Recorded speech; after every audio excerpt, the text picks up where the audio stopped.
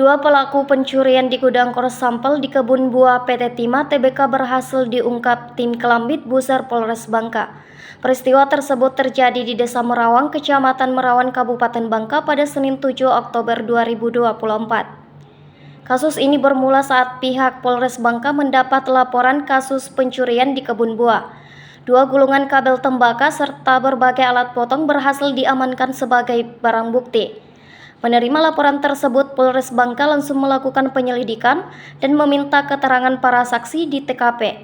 Pelaku Susanto alias Tokek, umur 39 tahun, warga Desa Repo, Kecamatan Sunggaliat, dan rekannya Akbar Maulana alias Teyek, 39 tahun, merupakan residivis dibekuk bersama barang bukti.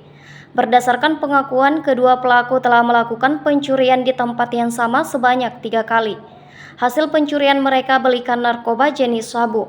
Namun kedua tersangka membantah telah mencuri 2 pendingin ruangan di lokasi tersebut.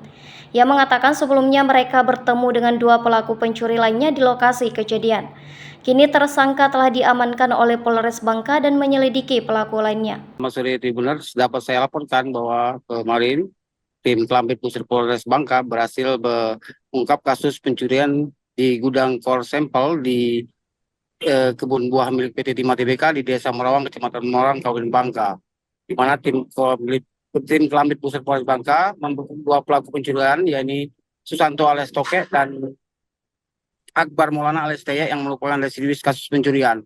Barang bukti yang berhasil diamankan 2 gulungan kabel tembaga serta berbagai alat potong sebagai barang bukti yang diamankan.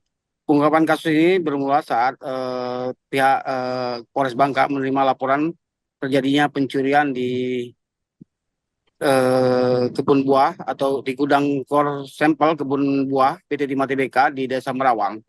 Mendapatkan laporan tersebut, tim Kelambit Buser Polres Bangka langsung bergerak melakukan penyelidikan dan meminta keterangan saksi di TKP. Dari penyelidikan berhasil diketahui salah satu pelakunya adalah Susanto alias Teyek, warga Desa Rebu, yang kemudian langsung diamankan di kediamannya. Menurut Teyek, dia juga bergerak atau melakukan pencurian bersama rekannya yang lain bersama dengan Tokek.